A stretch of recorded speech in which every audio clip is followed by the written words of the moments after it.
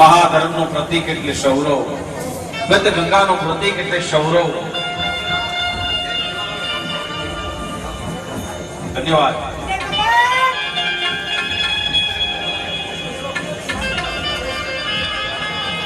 મિત્રો, કોઈના ઘરે પ્રસંગ હોય અને કેટરસ વાળાને બોલાવ્યા હોય સારવાર કરવા, કોઈ પડદા આડા ઉભા રહી જતા હોય, આજે નિસ્વાર્થ ભાવે લોકો સેવા કરે છે. અહીંયા માલણકાથી જે લોકો આવ્યા છે, એ લોકો આવ્યા ત્યારથી સેવા કરે છે. હું એમ નથી કહેતો બીજા કોઈ સેવા નથી કરતા, બધા તન મન ને ધનથી સેવા કરે છે. અને આ સૌરાનું જે મંડળ છે એ કોઈ એક બાપના દીકરા નથી, જ્યાંથી ભેગા, પણ છતાં એક લાગે આલે છો. જામનગર કોઈની અટક એક નથી, કોઈના મા બાપ એક નથી, છતાં નાગજી ભગત પૂજારી તરીકે ઉપલા સભા મંડપમાં સેવા આપું છું. સંત સેવાના બાપુની જન્મ અને ગુરુ ભૂમિ ગુરુ 4 સંતોનો મેળાવડો અને આ જગ્યાની અંદર સંતો દેવાય પંડિત,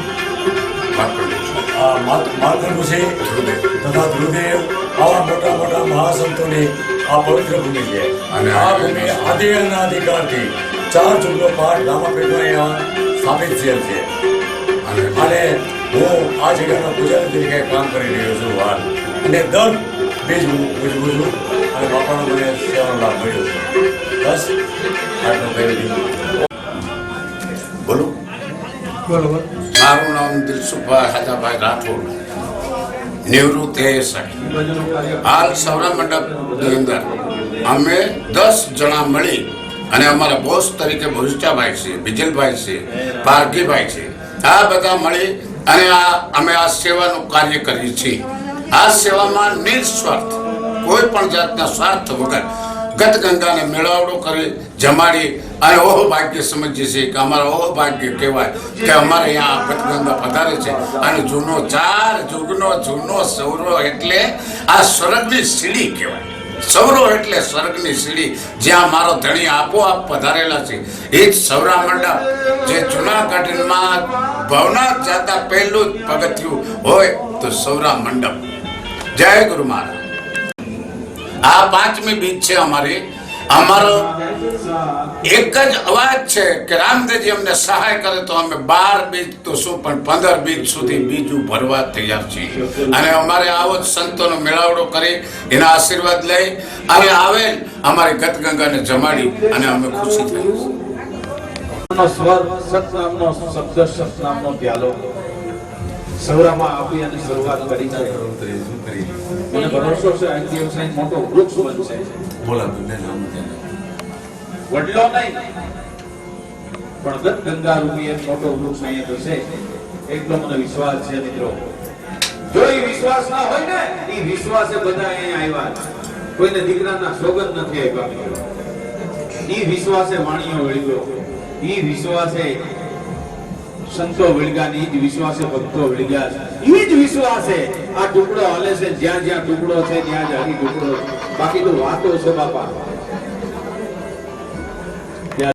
સ્થળ છે, આશ્રમ છે જાંબુડા ખોડિયાર આશ્રમ.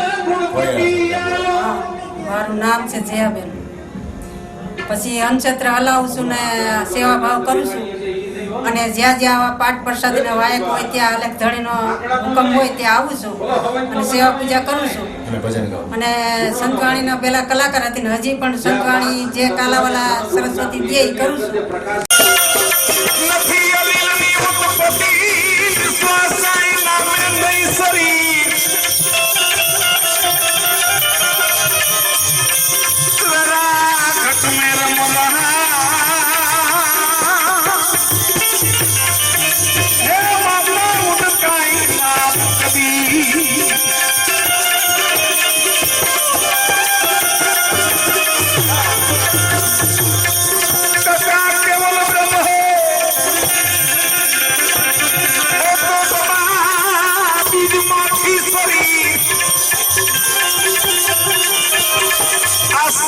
ઘટમાં સબર ભીડ્યો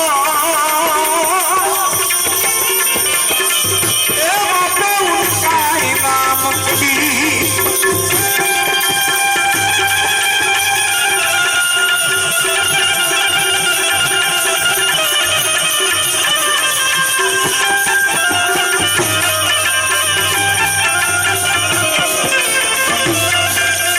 અમે જે વિડીયો લઈને શૂટિંગ કરે છે એ સાહેબ રિપોર્ટર છે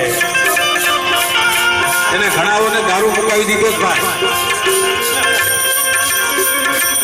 પેટમાં નહીં હો તમે એમ ન સમજતા અને કોઈ કદાચ નિર્વ્યસની થયા હોય બંધાણ છોડ્યું હોય તો આ સાહેબને મળીજો પાછો ચાલુ કરાવે એમ નથી કેતો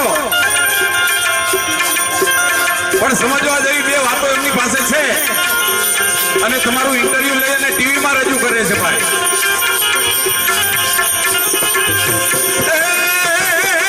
કોઈ નરવો રે એ દીકરા બાપી તણ મારો સદગુરુ રે હીરના હીરના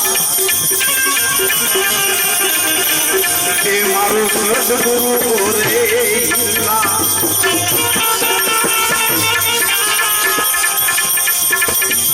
ડોક્ટર શહીદ તમના રોગ મટાડે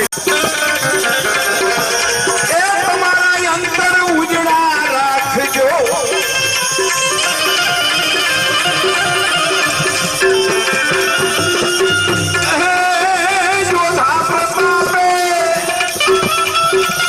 જોધપુરનો એવો ઇતિહાસ છે ભાઈ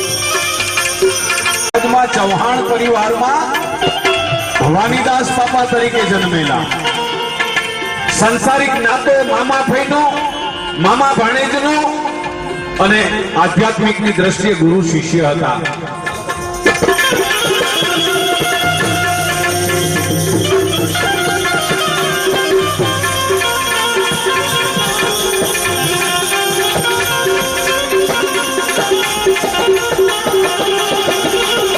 મજાની વાત તો એ છે આજે આટલા સંતો કોઈને ઘેરે ન જાય એ સંતો અહીંયા પધાર્યા એટલે ભક્તજનોએ વાણીમાં કીધું જેને ઘેરે સંતો ના હોય બીજમાં ના રે ઉજળા હોય એના આંગણા આજે આ પ્રસંગને અનુસર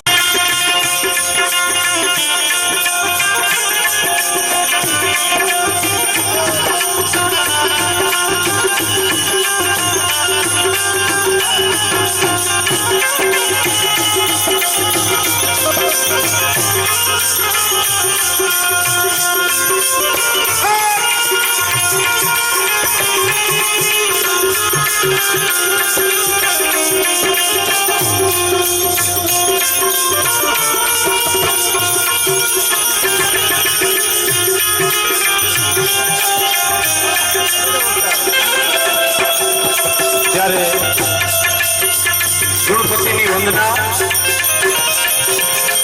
ભોગાવદર નિવાસ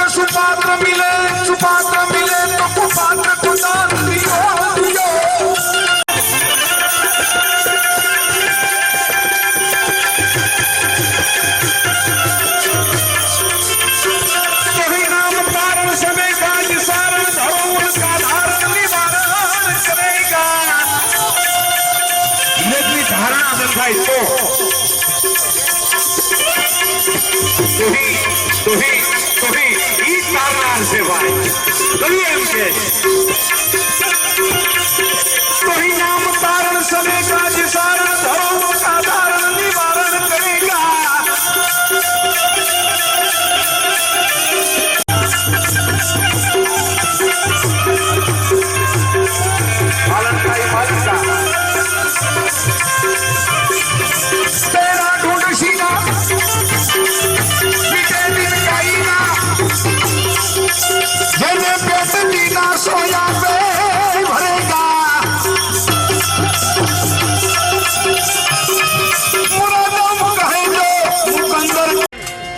જે લોકો બેઠા હતા, મહાજનો બેઠા હતા, એને જીવણ સાહેબને રોક્યા કે જીવણ પેલા મોરલો મોરલો તું કરસ શું? અમે મોરલા નથી જોયા.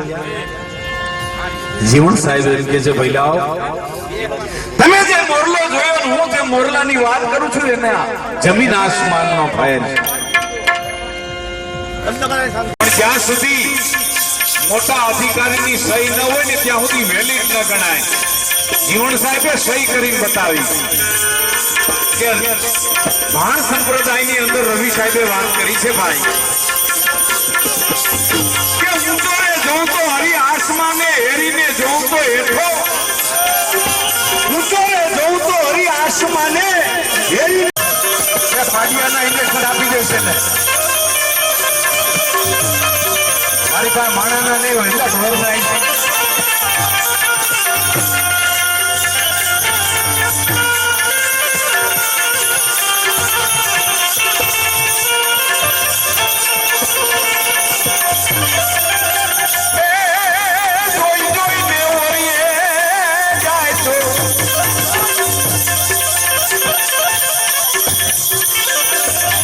બાપાએ પણ સારી વાત કરી બાપા.